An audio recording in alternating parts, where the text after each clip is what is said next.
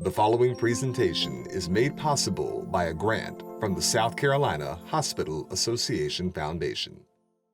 It's well documented that heart disease, diabetes, cancer, and stroke are the leading causes of death for Black Americans. Health disparities caused by unhealthy food choices, bad habits, and limited access to health services disproportionately affect the Black community. But here's what's really tough. Some members of the Black community simply struggle to talk about health, especially chronic diseases. A Series of Hope is a collaboration between the South Carolina Hospital Association Foundation and the communications team of St. Mark United Methodist Church in Taylor, South Carolina. This series is about conversations of hope and possibilities. Part 1 focuses on cancer. According to information found on the American Cancer Society's website, Black people are the second largest racial ethnic minority group in the U.S., and by 2060, it is projected that there will be at least 54 million non-Hispanic Black people, accounting for 13% of the total U.S. population.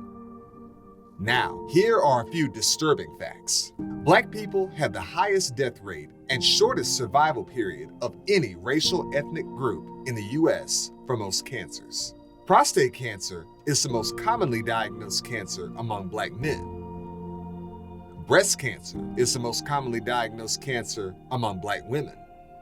And cancers of the lung and colon are the second and third most commonly diagnosed cancers in both Black men and women. In fact, breast cancer, colon cancer, prostate cancer, and lung cancers account for more than half of all cancer cases among Black people. And today, I present 4 unique stories of hope.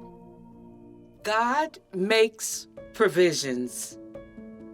I am a witness. My name is Sheila Bradley, and this is my story. It began in 1997. Every day I felt tired. I had no appetite. I experienced painful cramping, and I had an extremely low red blood cell count. I was constantly deemed anemic. I received monthly blood transfusions, iron injections, and tests or scans, one after the other. I was poked and prodded by gastrologists, hematologists, and oncologists. None of them had any answers, but I knew something was wrong. Armed with nothing but my faith in God, I persevered. I kept searching for answers, and finally, after 2 years of uncertainty, a diagnosis: small bowel cancer, a type so rare at the time that less than 50 people had it. On the morning of my surgery, I remember saying out loud to God, I said, "Okay, God, I've done my part. I'm releasing everything to you. I can't carry this load any longer. It's too heavy. I have been faithful. I have been persistent. I have listened to your word, and I have obeyed." My surgery was successful. It was followed by 6 months of chemotherapy. And today, 22 years later, I remain cancer-free. God indeed makes provisions. Do you have a cancer story? Let's get talking. It'll make all the difference.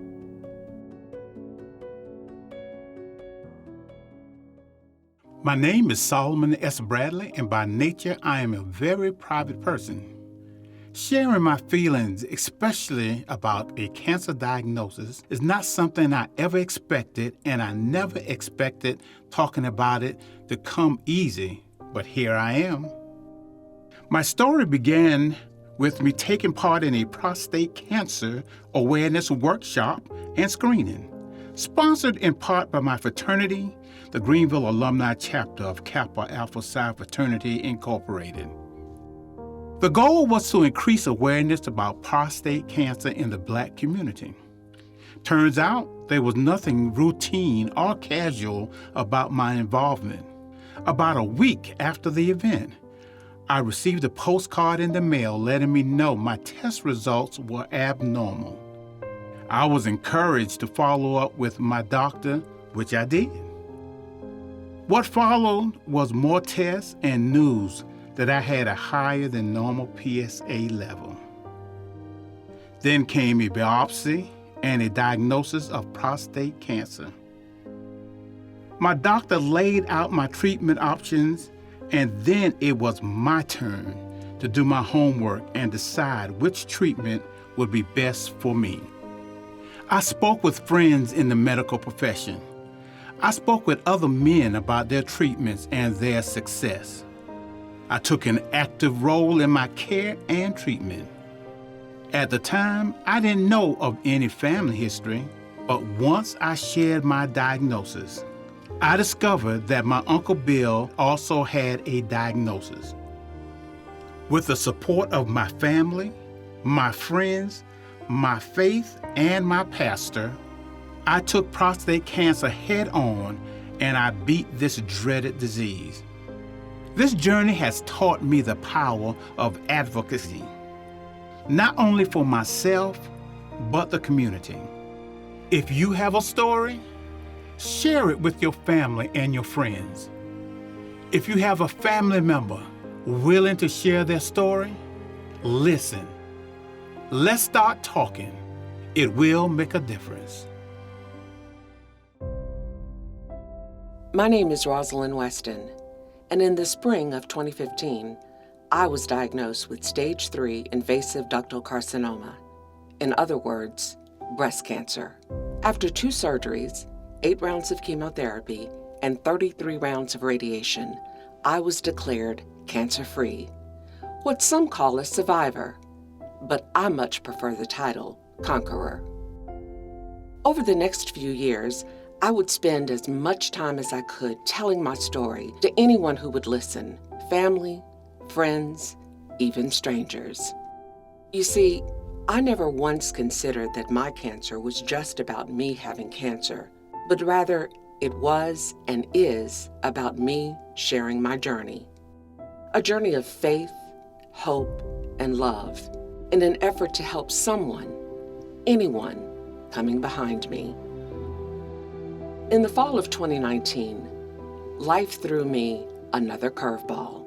The cancer returned, but this time it's metastatic. There will be no bell ringing and declaration of being cancer-free. Metastatic breast cancer is terminal. There is no cure, just treatments every day for the rest of my life. 30% of those diagnosed with early-stage breast cancer will advance to metastatic.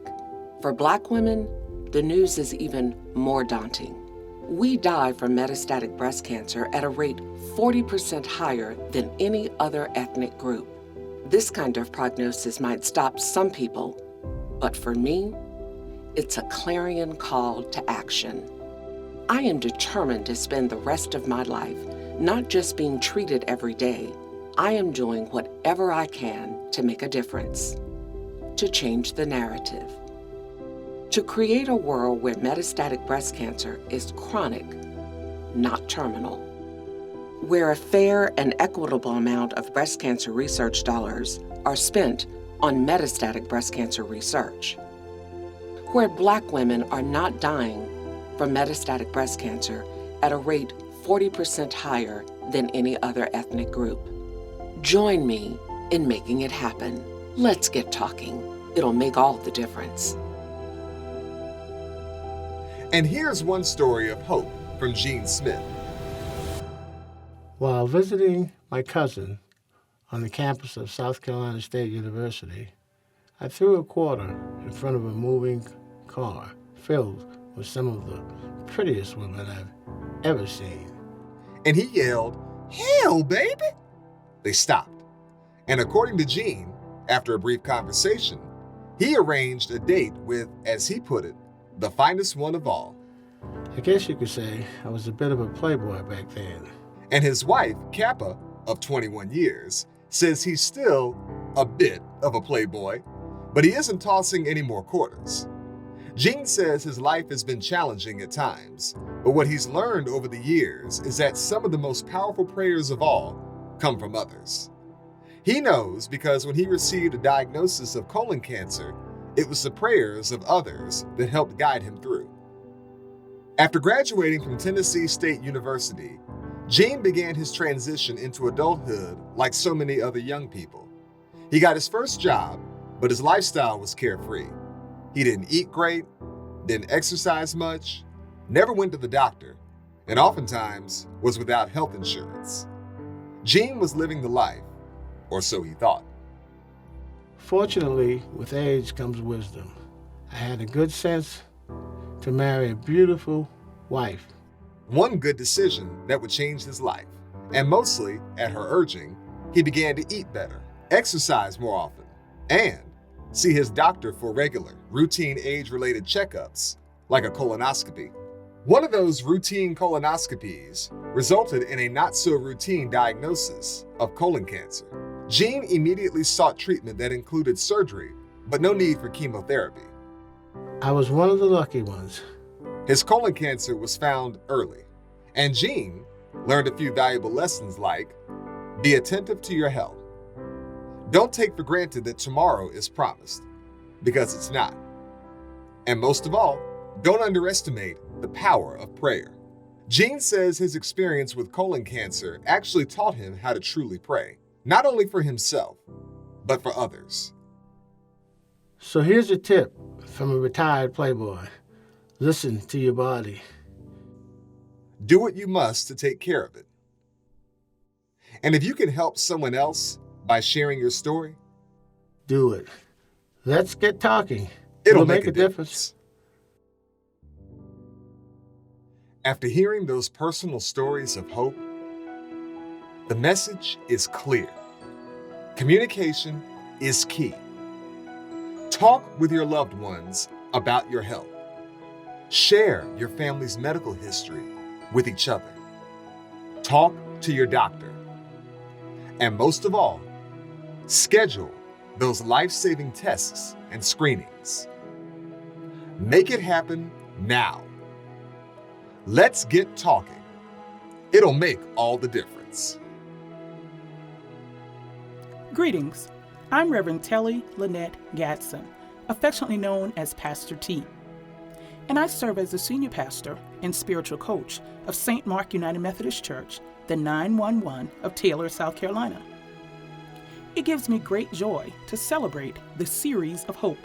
Hope, that gift. Hope, that embodiment that springs eternal. Hope, the very thing that we hold on to in times of despair, in times of trouble, in times of tribulation, and in times of great difficulty. Hope. It reminds us that as long as we have opportunity, there is possibility.